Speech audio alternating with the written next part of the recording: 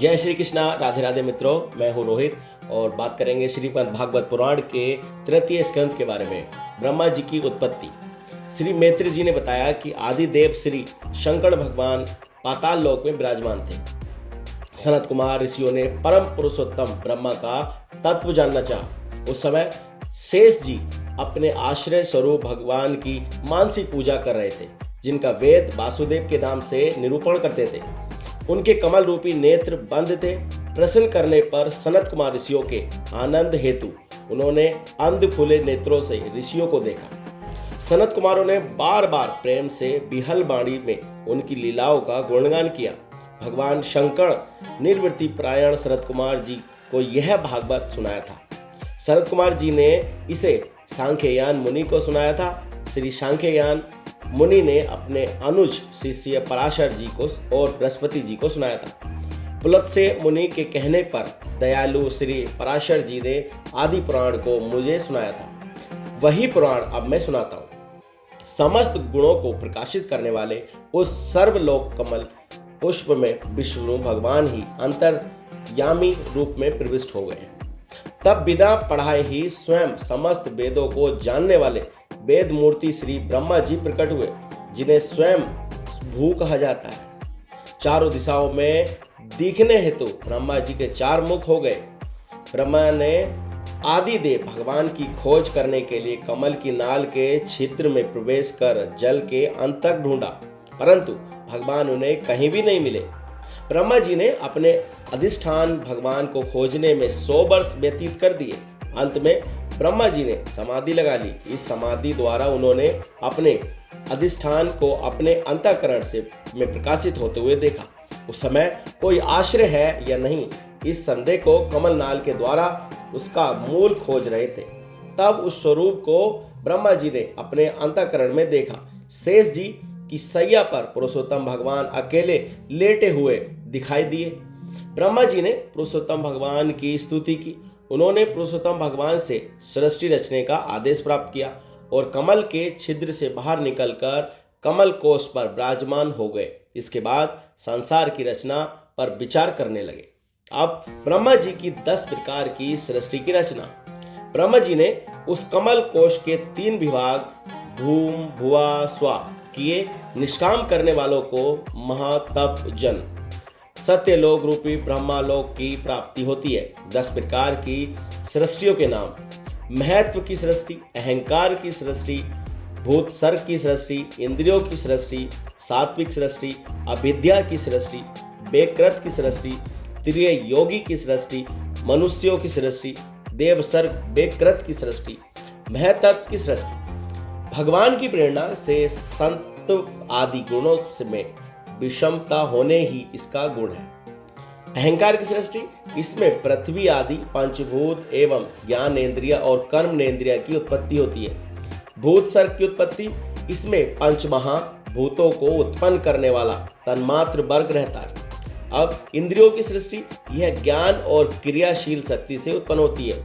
सात्विक सृष्टि, अहंकार से उत्पन्न हुए इंद्रियाष्टा देवताओं की सृष्टि है। मन इसी सृष्टि के अंतर्गत आता है। अविद्या की सृष्टि, इसमें ताम मिश्र, अध्यात्मिश्र, तम मोह और महामोह 5 घटे हैं। बेकृत की सृष्टि, यह 6 प्रकार के स्थावर वृक्षों की है। इनका संचार जड़ से नीचे ऊपर की ओर होता है। तिर्यक योनि की सृष्टि, यह पशु पंछियों की सृष्टि है। इनकी 27 प्रकार की योनियां मानी गई हैं। मनुष्यों की सृष्टि, इस सृष्टि में आहार की प्रभा ऊपर मुंह से नीचे की ओर होता है। देव सर्ग बेकृत की सृष्टि, इनके अतिरिक्त सनत कुमार आदि ऋषियों का जो कोमार सर्ग है, यह प्राकृत बेकृत दोनों है। अब काल विभाग का वर्णन। श्री मैत्री जी ने बताया कि एक अणु में 2 परमाणु होते हैं। 3 अणु में से एक तरस रेणु बनता है। 3 तरस रेणुओं को पार करने में सूर्य को जितना समय लगता है, उस समय को त्रुटि कहते हैं। इससे 100 गुना काल वेद कहलाता है। 3 वेद को 1 लव होता है। 3 लव का 1 निमेष और 3 निमेष का 1 क्षण होता है। 5 क्षण की 1 काष्ठा होती है तथा 14 काष्ठा का 1 लघु होता है और 14 लघु की 1 नाड़ियां दंड होती हैं। 2 नाड़ियों का 1 मुहूर्त होता है। 7 या 8 नाड़ियों का एक पहर होता है, यह याम कहलाता है, जो दिन और रात्रि का चौथाई भाग होता है। 4-4 पहर की दिन और रात होती है। 14 दिन और रात का एक पक्ष होता है। 14 दिन का शुक्ल पक्ष और 14 दिन का कृष्ण पक्ष होता है। दोनों पक्षों को मिलाकर एक मास या महीना कहलाता है। 4 मास की एक ऋतु होती है। 6 माह का एक अयन होता है। 2 अयनों का एक वर्ष बनता है। प्रकृति, महत्व, अहंकार और तन्मात्रा, प्रकृतियों के सहित 10 इंद्रियां, मन, 5 भूत, इन 16 विकारों से मिलकर बना हुआ ब्रह्मांड कोश है, जो अंदर से 50 करोड़ योजन विस्तार वाला है। इसके बाहर 10 गुने 7 आवरण है। इन प्रधान आदि समस्त कारणों का एक कारण अक्षर ब्रह्मा कहलाता है। यही पुराण पुरुष परमात्मा श्री भगवान विष्णु का श्रेष्ठ धाम है। अब सृष्टि का विस्तार। श्री मैत्र जी ने बताया कि ज्ञान की 5 वृत्तियां अविद्या, मोह, राग, द्वेष और अभिनिवेश है। दूसरी सृष्टि सनक, सनंदन, सनत कुमार और सनातन तथा निर्वृति, प्राणायन और उद्धव रेता मुनि पैदा किए। उद्धव रेता देवताओं ने सृष्टि रचने से मना कर दिया। तब ब्रह्मा जी ने क्रोध ने तत्काल प्रजापति की भौहों के मध्य से एक नीला लोहित वाला बालक पैदा किया। प्रजा उसे रुद्र के नाम से पुकारने लगी। बालक रोता हुआ पैदा हुआ। बालक ने अपने रहने के लिए स्थान मांगा। ब्रह्मा जी ने उसके रहने के लिए हृदय, आकाश, इंद्रिय, वायु, प्राण, चंद्रमा, सूर्य, पृथ्वी, जल, अग्नि और तप रच दिए। ब्रह्मा जी ने कहा कि तुम्हारे नाम महान, काल, महिवस, भव, मन्यु, ऋतुध्वज, मनु, उग्रता, शिव, कामदेव और धृत व्रत होंगे। रुद्र की पत्नियां उमा, उष्णा, व्रति, घी, सुधा, इरावती, अंबिका, इला, सारथी, नियुत और दीक्षा नाम की रुद्र रानियां होगी। ब्रह्मा जी ने कहा कि इन स्त्रियों को ग्रहण करो और इनके संगम से प्रजापति होने के कारण सृष्टि की रचना करो। आज्ञा पाकर रुद्र ने सृष्टि की रचना आरंभ की। रुद्र जी के द्वारा उत्पन्न हुई रुद्रों की संख्या युक्त बनकर समस्त संसार का भक्षण करने लगी। ब्रह्मा जी ने कहा, यह सृष्टि तुम्हें, मुझे तथा 10 दिशाओं को भी खा जाएगी। अंततः सृष्टि की रचना करना बंद करो। तुम संसार के कल्याण के लिए तपस्या करो। आज्ञा पाकर रुद्र जी शिव जी की भगवान संसार के कल्याण के लिए तपस्या करने चले गए। इसके बाद जब भगवान की शक्ति पैदा कर ब्रह्मा जी ने सृष्टि के लिए संकल्प लिया, भगवान के आदेश के अनुसार ब्रह्मा जी ने 10 पुत्र और उत्पन्न किए, जिनके नाम निम्नलिखित हैं: मरीचि, अंगीरा, अत्रि, पुले, पुलत्स, वरिष्ठ, भृगु, क्रतु, दक्ष और नारद। अब मरीचि ब्रह्मा जी के मन से उत्पन्न हुए, अंगिरा ब्रह्मा जी के मुख से, अत्रि ब्रह्मा जी के नेत्रों से, पुलय उनकी नाभि से, पुलस्त ऋषि उनके कानों से, वरिष्ठ ब्रह्मा जी के प्राणों से, भृगु उनकी त्वचा से और क्रतु उनके हाथ से, दक्ष उनके अंगूठे से और नारद जी की उत्पत्ति ब्रह्मा जी के गोद से हुई। ब्रह्मा जी के दाएं स्तन में धर्म की उत्पत्ति है। धर्म की पत्नी मूर्ति से स्वयं नारायण की उत्पत्ति हुई। ब्रह्मा जी की पीठ से अधर्म का जन्म हुआ। इससे संसार को भयभीत करने वाली मृत्यु का जन्म हुआ। ब्रह्मा जी के हृदय में काम, भोग से क्रोध, नीचे के हाथों से लोम, मुख से वाणी, जिसकी अधिष्ठात्री देवी सरस्वती हुई। ब्रह्मा जी की गुदा से पाप और उनके लिंग से समुद्र की उत्पत्ति हुई। राक्षसों का अधिपति निरृति का स्थान समझा जाता है। उनकी परछाई से देवहूति के पति भगवान कदर्म की उत्पत्ति हुई। इस प्रकार संसार ब्रह्मा जी के शरीर और मन से प्रकट हुआ।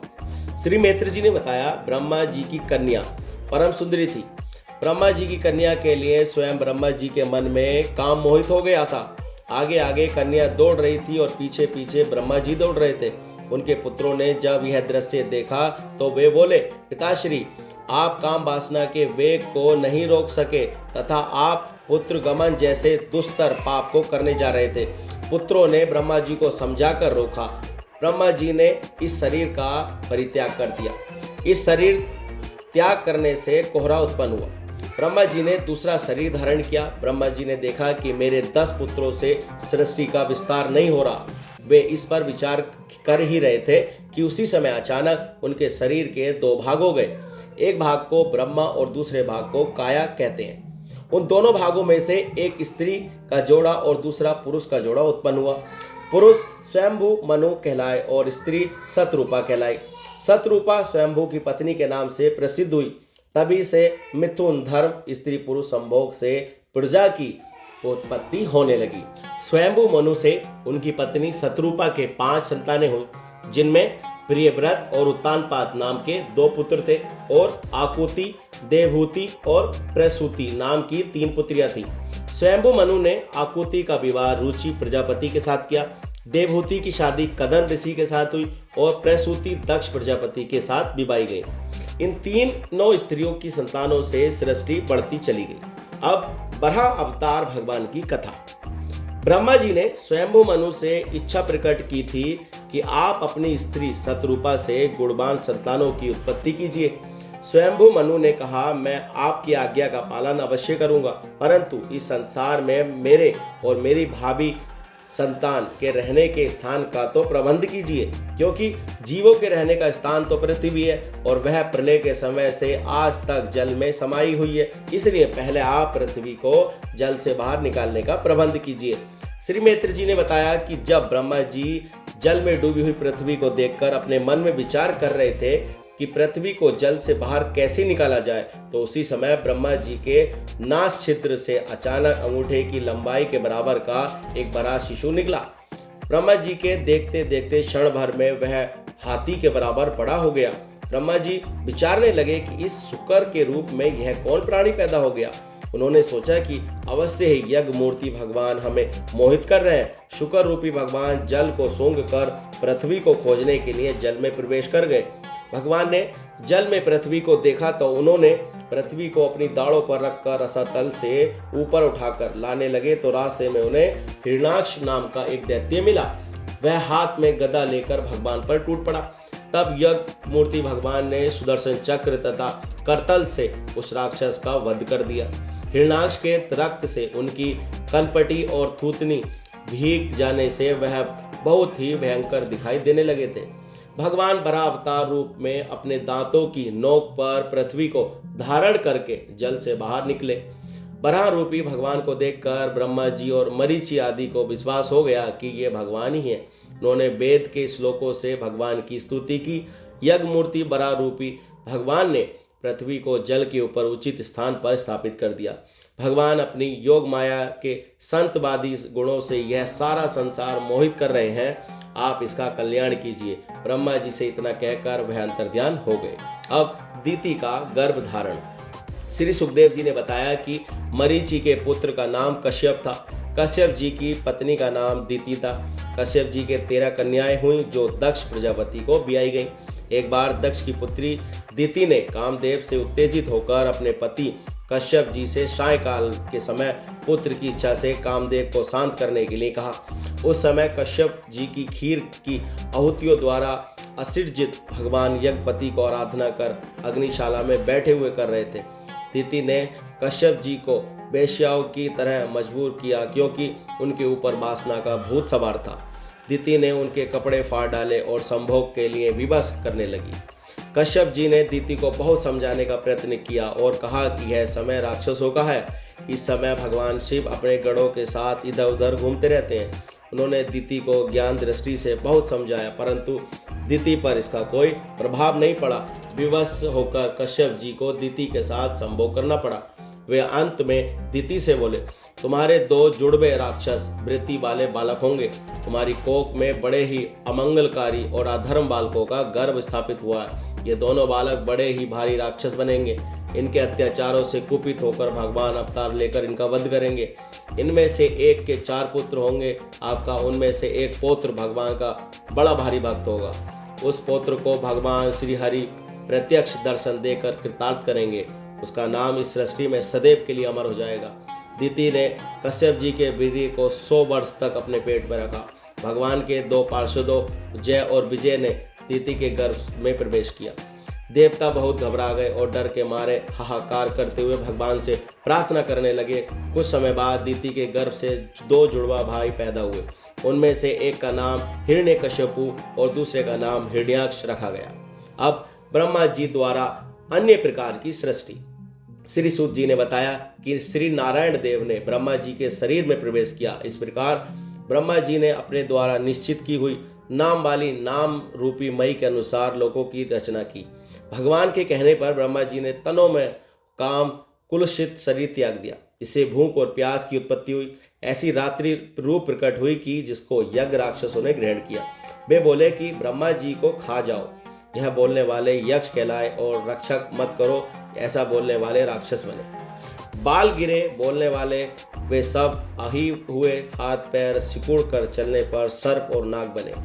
ब्रह्मा जी के छोड़े हुए शरीर से एक सुंदर स्त्री पैदा हुई जो संज्ञा देवी के रूप में बदल गई। उस सुंदरी को देखकर समस्त असुर मोहित हो गए। सायंकालीन संध्या ने उन्हें मोहित कर दिया। उन मूर्खों ने उसे रमणीय रत्न समझकर ग्रहण कर लिया। ब्रह्मा जी ने गंभीर भाव से हंसकर अपनी क्रांतिमय मूर्ति से, जो अपने सौंदर्य का स्वयं ही आस्वादन करती है, गंधर्व और अप्सराएं पैदा की। एक बार ब्रह्मा जी ने अपना प्रतिबिंब देखा, तब अपने को बहुत सुंदर मानकर इस प्रतिबिंब में से किन्नर और किम पुरुष उत्पन्न किए। अब जय विजय को सनक आदि का शाप और पतन। श्री मैत्र जी ने बताया कि एक बार शनक आदि मुनियों ने श्री हरि भगवान के निवास स्थान बैकुंठ में उनसे मिलने के लिए अपनी योग माया से पहुँचे। भगवान के दर्शनों की इच्छा से वे बैकुंठ लोक की देवटी पार कर 7वें द्वार पर पहुँचे। वहां द्वार पर उन्हें आए समान आयु वाले 2 पार्षद मिले। दोनों पार्षदों ने मुनियों को भीतर जाने से रोक दिया। शनकादि बालक 5 वर्ष के समान मालूम देते थे और वे हमेशा नग्न अवस्था में रहते थे। दोनों पार्षदों का नाम जय और विजय था। मुनियों ने क्रोधित होकर उन्हें शाप दे दिया कि आप उस पाप योनियों में जाओ जहाँ काम, क्रोध और मोह ये मनुष्य के 3 शत्रु निवास करते हैं। शनकादि ऋषि मुनि देवटी पार करते बैकुंठ धाम पहुँचे। वहाँ भगवान श्री हरि श्री लक्ष्मी सहित विराजमान थे। भगवान श्री हरि ने उन ब्रह्मा ऋषियों को आते देखा तो ऋषियों का स्वागत करने के लिए भगवान श्री हरि खड़े हो गए और उन्हें बैठने के लिए आसन प्रदान किया। भगवान श्री हरि को ज्ञात हुआ कि द्वार पर पार्षदों ने मुनियों को अंदर आने से रोका था, जिस कारण मुनियों ने क्रोधित होकर उन्हें शाप दिया है। पार्षदों ने अंदर आकर भगवान श्री हरि से प्रार्थना की। भगवान श्री हरि ने पार्षदों से कहा कि मैं ब्रह्मा शाप को हटाने में असमर्थ हूँ। मैं केवल इतना कर सकता हूँ कि शाप के कारण पूरा होने से के पश्चात मैं शीघ्र ही आपको अपने पास बुला लूँगा। प्रसन्न हृदय से मुनियों ने बैकुंठ धाम के दर्शन किए और भगवान से बहुत कुछ प्राप्त किया। इसके बाद भगवान श्री हरि की परिक्रमा और साष्टक दंडवत कर भगवान से आज्ञा लेकर अपने धाम को वापस लौट गए। जय विजय पार्षद ब्रह्मा शाप से ही भगवत धाम में ही श्रीहीन हो गए। उनका सारा गर्भ मलिन हो गया था। जब वे बैकुंठ धाम से गिरने लगे तो बैकुंठ वासियों में हाहाकार मच गया। भगवान ने उस समय दीति के गर्भ से कश्यप जी का उग्र तेज स्थित उनमें पार्षदों को स्थापित कर दिया। उन दोनों असुरों के तेज से ही बैकुंठ वासियों का तेज फीका पड़ गया। भगवान की भी यही इच्छा थी। अब हिरण्यकश्यपु और हिरण्याक्ष का जन्म। श्री मैत्र जी ने बताया कि भगवान कश्यप जी के यहाँ दीति ने 2 जुड़वा बच्चों को जन्म दिया, जिनके उत्पन्न होते ही सब स्थानों पर लोग भयभीत हो गए। जगह जगह अपशकुन और उल्का पातान होने लगे। बिजली कड़कने लगी और आकाश में गहरा अंधेरा होने लगा। कुत्ते, गीदड़, सियार और उल्लुओं के भयानक स्वर गूंजने लगे। कुछ ही समय में दोनों दैत्य बालक फौलाद की तरह कठोर शरीर वाले हो गए और भयानक उत्पात करने लगे। पहले बालक का नाम हिरण्यकश्यपु और दूसरे बालक का नाम हिरण्याक्ष रखा गया। दोनों ने घोर तपस्या की। हिरण्यकश्यपु ने ब्रह्मा जी से वरदान मांगा कि मेरी मृत्यु न सुबह में हो न शाम को हो, मैं न आकाश में मरूं न पृथ्वी पर, किसी भी प्रकार के शस्त्र से मेरी मृत्यु न हो, मैं न तो घर के अंदर न घर के बाहर। ब्रह्मा जी ने उसकी इच्छानुसार तथास्तु कहकर वरदान दे दिया। अब वह बहुत ही उद्दंड हो गया। उसने तीनों लोकों पर विजय प्राप्त कर ली। एक दिन हिरण्याक्ष हाथ में गदा लेकर युद्ध का अवसर और स्थान ढूंढता हुआ स्वर्गलोक में जा पहुंचा। महाबली दैत्य हिरण्याक्ष कई वर्षों तक जल में गदा लेकर घूमता रहा। एक दिन वह वरुण की राजधानी विभापुरी में जा पहुंचा। वह वरुण से बोला, महाराज मुझे युद्ध की भिक्षा प्रदान कीजिए।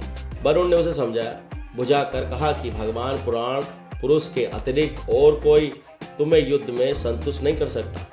आप वहां जाओ, भगवान आपकी इच्छा अवश्य पूरी करेंगे। यह सुनकर हिरण्याक्ष भगवान की खोज में घूमता रहा। एक दिन बड़ा रूप में धरकर भगवान पृथ्वी को जल से ऊपर ला रहे थे, तब हिरण्याक्ष की उनसे मुठभेड़ हो गई। पानी के अंदर दोनों में घमासान युद्ध होने लगा। भरा भगवान ने गदा तथा सुदर्शन चक्र से उसका वध कर दिया। हिरण्याक्ष को मारकर भगवान ने पृथ्वी को जल के ऊपर निश्चित स्थान पर स्थापित किया। देवताओं का भय जाता रहा। तब देवताओं ने बराह भगवान की पूजा की। इसके बाद भगवान बराह अंतर्ध्यान हो गए। अब कदर्म जी की तपस्या और भगवान का वरदान।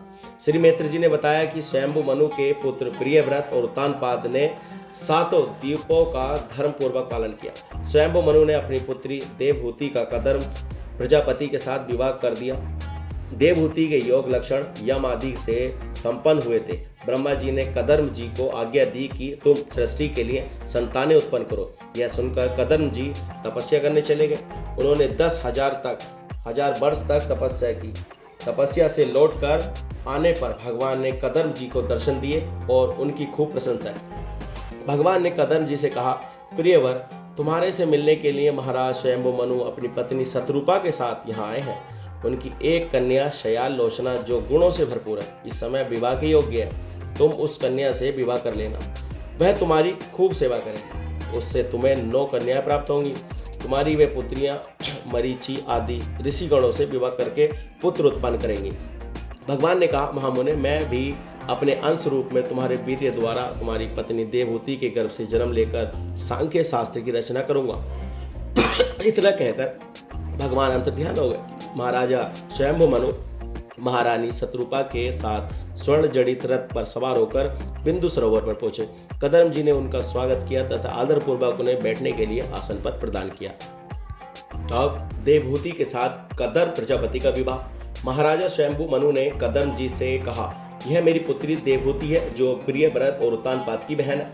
नारद जी के मुख से आपकी प्रशंसा सुनकर आपको अपना पति बनाने की इच्छा व्यक्त कर चुकी है। हे द्विजवर, मैं श्रद्धापूर्वक आपको अपनी पुत्री समर्पण करना चाहता हूँ। कदर्म जी ने कहा, मेरी एक शर्त है। यदि वह शर्त स्वीकार हो तो मुझे आपकी कन्या स्वीकार है। जब तक इसके संतान नहीं होगी तब तक मैं गृहस्थ आश्रम में रहूंगा। इसके पश्चात भगवान के द्वारा बताए गए संन्यास प्रदान, हिंसा रहित शम दम आदि धर्मों को ही अधिक महत्व दान प्रदान करूंगा। स्वयंभु मनु और उनकी पुत्री देवहूति ने कदर्म जी से की जो शर्त थी वो स्वीकार की। तब देवहूति का विवाह कदर्म जी के साथ कर दिया गया और इसके बाद महाराज स्वयंभु मनु रथ पर बैठकर ब्रह्मापति नगरी को प्रस्थान कर गए, जहाँ पर पृथ्वी को रसातल से पानी से ऊपर लाने के पश्चात बराह भगवान ने शरीर को कंपाया था। उस समय शरीर के रोम झड़कर पृथ्वी पर गिर गए थे। वे रोम ही कुश और कास से में बदल गए थे। अब कदर्म जी और देवहूति का विहार। श्री मैत्र जी ने बताया कि देवहूति अपने पति कदर्म जी की सेवा में रत रहने लगी हैं। ऐसा करने से वह बहुत कमजोर हो गई। कदर्म जी ने देवहूति से कहा, मैं तुम्हारी सेवा में से बड़ा प्रसन्न हुआ। इस सेवा के बदले मैं तुम्हें दिव्य दृष्टि प्रदान करता हूँ। अपने पतिव्रत धर्म के पालन से ही मैं तुम्हें दिव्य भोग प्राप्त हो जाएगा। तुम उन्हें भोग सकती हो। देवहूति ने कदर्म जी से कहा, प्रभु, आपने जो प्रतीक्षा की थी कि गर्भधान होने तक मैं तुम्हारे साथ गृहस्थ सुख का उपभोग करूंगा, अंततः उसकी पूर्ति होनी चाहिए। कदर्म जी ने देवहूति की इच्छा पूर्ति होने के लिए योग में स्थित होकर एक सुंदर विमान की रचना की। उस विमान में सभी प्रकार की सामग्री थी। कदर्म जी ने कहा, प्रिय, आप बिंदु सरोवर में स्नान करके विमान पर सवार हो जाओ। देवहूति को दासियों ने स्नान कराकर सुंदर सुंदर आभूषणों तथा वस्त्रों से सुशोभित कर विमान पर बैठा दिया। महायोगी कदर्म जी ने देवहूति के साथ सारा भूमंडल तथा मेरु पर्वत की घाटियों में विहार किया, फिर अपने आश्रम में लौट आए। देवहूति को संतान प्राप्ति के लिए उत्सुक जानकर तथा भगवान के आदेश को स्मरण कर उन्होंने उनके स्वरूप को 9 विभागों में विभक्त कर दिया। कन्याओं की उत्पत्ति हेतु स्वयं एकाग्र चित्त से देवहूति के गर्भ से एक साथ 9 कन्याओं को उत्पन्न किया। अब देवहूति ने सोचा कि पूर्व प्रतीक्षा के अनुसार पतिदेव मनु को संन्यास ग्रहण कर वन में जाना चाहिए। तब उनको ज्ञान हुआ कि मैं भगवान की माया द्वारा ठगी गई हूँ, जो इन जैसे मुक्तिदाता पति को पाकर भी मैंने संसार के बंधन से छुटकारा पाने का प्रयत्न नहीं किया। उसी समय स्वयं मनु जी को भी हृदय में ज्ञान उत्पन्न हुआ। अब श्री कपिल देव जी का जन्म। श्री मैत्र जी ने बताया कि जब देवहूति ने ऐसी बात कही तब कदर्म जी को भगवान विष्णु का कथन स्मरण हो आया कि मेरे द्वारा भगवान विष्णु शीघ्र ही इस पृथ्वी पर पधारेंगे। श्री हरि देवहूति के गर्भ से अवतीर्ण होकर मेरा यश फैलाएंगे। बहुत दिन व्यतीत हो जाने पर भगवान श्री कृष्ण के कदम जी के वीर्य से देवहूति के घर में इस प्रकार प्रकट हुए जैसे लकड़ी से अग्नि प्रकट होती है। उसी समय सरस्वती नदी के से घिरे हुए कदम जी के आश्रम में मरीचि आदि मुनियों के साथ ब्रह्मा जी पधारे। ब्रह्मा जी ने कदम जी से कहा, तुम्हारी सुंदर कन्याएं इस सृष्टि को अनेक प्रकार से बढ़ाएंगी। आप मरीचि आदि मुनिवरों को अपनी कन्याओं के लिए उनके स्वभाव और रुचि के अनुसार चुन लो। अभिष्ट मनोरथों को पूर्ण करने वाले आदि पुरुष श्री नारायण जी अपनी योग माया से कपिल रूप में भगवान अवतरण हुए हैं। आप सिद्ध गणों के स्वामी और संख्याचार्यों के भी माननीय होंगे। सब लोकों में अपनी कीर्ति का विस्तार करेंगे और कपिल मुनि के नाम से विख्यात होंगे। ब्रह्मा जी की आज्ञा अनुसार कदम ऋषि ने अपनी कला नाम की कन्या मरीचि ऋषि को हबिबू नाम की कन्या, पुलत्स्य ऋषि को श्रद्धा नाम की कन्या की, अंगिरा ऋषि को अनसुईया नाम की कन्या, अत्रि मुनि को खयाति नाम की कन्या, भृगु जी को साध्वी क्रिया नाम की कन्या, क्रतु ऋषि को गति नाम की कन्या, पुलय ऋषि को अरुंधरी नाम की कन्या, वरिष्ठ मुनि को शांति नाम की कन्या और अथवा ऋषि को सौंप दी। भगवान कपिल के कहने पर कदम जी परिक्रमा कर वन में चले गए। द्वेष रहित सर्वत्र समबुद्धि और भगवत भक्ति से संपन्न होकर श्री कदम जी ने भगवान का परम पद प्राप्त कर लिया। अब देवहूति के प्रश्न भगवान कपिल देव द्वारा भक्ति योग। श्री मैत्री जी ने बताया कि कदम जी के वन में चले जाने पर भगवान कपिल देव की माता देवहूति को प्रसन्न करने के लिए कुछ दिन बिंदुसार में ही रहे। देवहूति ने कहा, प्रभु इन इंद्रियों के विषय लालसा में मैं बहुत उब गई हूँ। इस देह आदि में जो मेरापन का दुराग्रह है वह भी आपके कारण हुआ। अंततः मेरे इस मोह माया को दूर कीजिए। कर्मनेन्द्रियां एवं ज्ञानेन्द्रियों की जो सत्य मूर्ति श्री हरि के प्रति स्वाभाविक प्रवृत्ति है वही ईश्वर की आहुति की भक्ति है। यह मेरे से भी बढ़कर है, क्योंकि जठरानल अग्नि जिस प्रकार खाए हुए अन्न को पचाती है, उसी प्रकार यह भी कर्म संस्कारों के भंडार रूप लिंग संस्कार को तत्काल भस्म कर देती है। मेरी भक्ति न चाहने पर भी उन्हें परम पद की प्राप्ति करा देती है। भगवान के धाम में पहुँचने पर उन्हें यह सब प्रकार की विभूतियाँ स्वयं ही प्राप्त हो जाती है। इनका एकमात्र मैं ही प्रिय गुरु, मित्र, पुत्र, आत्मा, इष्ट देव और सुहृदय हूँ। भक्तजन मेरे बैकुंठ धाम पहुंचकर भगवान किसी प्रकार की भी इन दिव्य भोगों से वंचित नहीं होते, न ही उन्हें मेरे काल चक्र में डसा जा सकता है। दंभ, हिंसा, क्रोध का भाव रखकर मुझे प्रेम करता है, न ही भक्ति करता है, वह मेरा तामस भक्त है। जो मनुष्य ऐश्वर्य, यश और विषय की कामना से मेरा भेदभाव में पूजन करता है वह राजस भक्त है। जो मनुष्य पापों का श्रेय करने के लिए परमात्मा को अर्पण करने के लिए पूजन करना कर्तव्य समझता है वह सात्विक भक्त है। आत्मदर्शन ही व्यक्ति के मोक्ष का कारण होता है। अब विभिन्न तत्वों की उत्पत्ति। श्री भगवान ने देवहूति से कहा, माता जी अव्यक्त, त्रिगुणात्मक, नित्य और कार्य कारण रूप है तथा समस्त विषय धर्मों का आश्रय। इस प्रधान तत्व को ही प्रकृति कहते हैं। 10 इंद्रियां, 4 अंतःकरण, 5 तन्मात्राएं और 5 महाभूत, इन 24 तत्वों के समूह को ज्ञानी पुरुष प्रकृति का कार्य मानते हैं। आकाश, पृथ्वी, जल, वायु और तेज ये 5 महाभूत कहलाते हैं। गंध, रूप, स्पर्श, रस और शब्द ये 5 तन्मात्राएं कहलाते हैं। रसना, चक्षु, त्वचा, स्रोत, उत्पत्त, पाद, प्राणी, कान, नासिका और पायु ये 10 इंद्रियां और मन, बुद्धि, चित्त को अहंकार, इन 4 के रूप में एक ही अंतःकरण अपनी संकल्प, चिंता, निश्चय और अभिमान रूप में 4 प्रकार की वृत्तियों से लक्षित होता है। इस प्रकार तत्वज्ञानी व्यक्तियों ने 24 तत्वों की संख्या बताई है। इनके अतिरिक्त काल 25वां तत्व है। इस प्रकार भगवान अपनी माया के द्वारा सब व्यक्तियों के भीतर रूप में और बाहर काल रूप में व्याप्त है। वे भगवान ही 25वां तत्व है। अब सत्व गुण में ज्ञान, स्वच्छ और भगवान की उपलब्धि का स्थान रूप चिंत है, वही महातत्व कहलाता है और उसी को वासुदेव कहते हैं। अध्यात्म में जिसे चित्त कहते हैं उसी को अधिभूत में महातत्व कहा जाता है। चित्त में अधिष्ठाता क्षेत्रज्ञ और देव वासुदेव है। इस प्रकार अहंकार में अधिष्ठाता रुद्र और उपास्य देव शंकरण है। उपास्य देव प्रद्युमन है और बुद्धि अधिष्ठाता ब्रह्मा तथा मन अधिष्ठाता चंद्रमा एवं उपास्य देव अनिरुद्ध है। इंद्रियों के अधिष्ठाता अनिरुद्ध कहलाते हैं। जब अहंकार, महत्व और पंचभूति 7 तत्व आपस में न मिल सके, अलग ही अलग रह गए, तब संसार के अधिकरण श्री नारायण ने काल, अधिष्ठ और सत्व आदि के गुणों के रहित उनमें प्रवेश किया। भगवान के प्रवेश से सूक्ष्म और आपस में मिले हुए 3 तत्वों से एक जड़ अंड प्रकट हुआ। उस अंड से विराट पुरुष की अभिव्यक्ति हुई जल में स्थित उस तेजमय अंड से उठकर उस विराट पुरुष ने पुनः उसमें प्रवेश किया तथा उसमें फिर कई प्रकार के छिद्र हुए। पहले छिद्र से मुंह प्रकट हुए। इस प्रकार उस विराट पुरुष के शरीर के अंग की रचना हुई। इस प्रकार विराट पुरुष का हृदय प्रकट हुआ। भगवान से मन का प्राकट्य हुआ। मन के बाद उनकी अभिमानी ब्रह्मा प्रकट हुए। इसके बाद अहंकार और उसके बाद उसका अभिमानी रुद्र देवता प्रकट हुए। रुद्र देवता का ही नाम शिव पड़ा। इसके पश्चात चिंत और क्षेत्रज्ञ प्रकट हुआ। समस्त देवता उत्पन्न होकर भी विराट पुरुष को उठाने में असमर्थ न हो सके। इसके बाद विराट पुरुष को उठाने के लिए क्रमश फिर अपने उत्पत्ति स्थानों में प्रविष्ट होने पर भी विराट पुरुष उठा न सके। वे सब क्षेत्र के मिलकर भी परमात्मा के बिना उठाने में असमर्थ रहे। अंत में भक्ति, वैराग्य और चिंत की एकाग्रता से प्रकट हुए। अंतर्यात्मा स्वरूप क्षेत्र से विराट पुरुष उठे।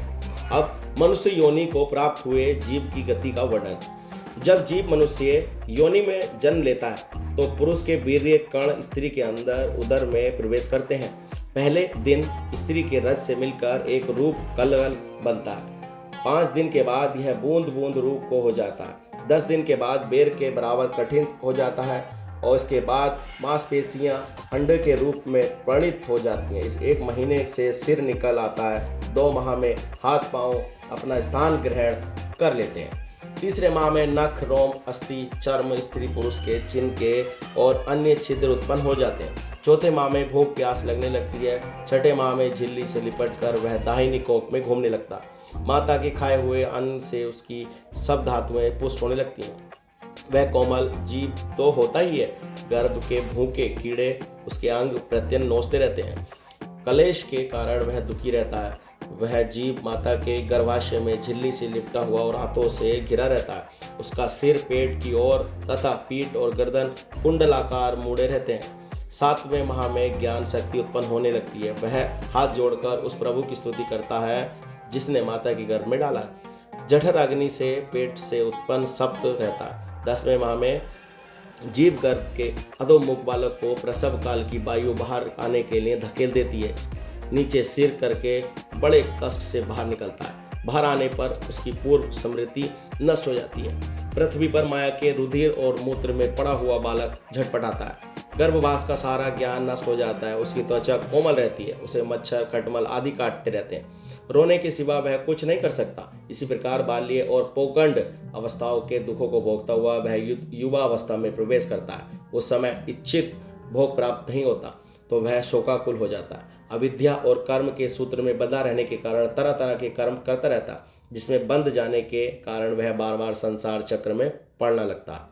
पहले के समान फिर नारी की योनियों में रहना पड़ता है, जिनके संग में लज्जा, बुद्धि, दया, सत्य, मन, क्षमा, यश और इंद्रियों के गुण में सब नष्ट हो जाते हैं। स्त्रियों के संग होने से मन विचलित हो जाता है। एक बार ब्रह्मा जी भी अपनी पुत्री सरस्वती के रूप में बाल लबड़े से मोहित हो गए थे। मृग रूप होकर उसके पीछे पीछे दौड़ने लगे थे। उन्हीं ब्रह्मा जी ने मरीचि और कश्यप आदि प्राणियों की सृष्टि की रचना की थी। स्त्री रूपणी माया तो बड़े बड़े दिव्य विजय वीरों को पैरों से कुचल देती है। लिंग देह के द्वारा मनुष्य एक लोक से दूसरे लोक में जाता है।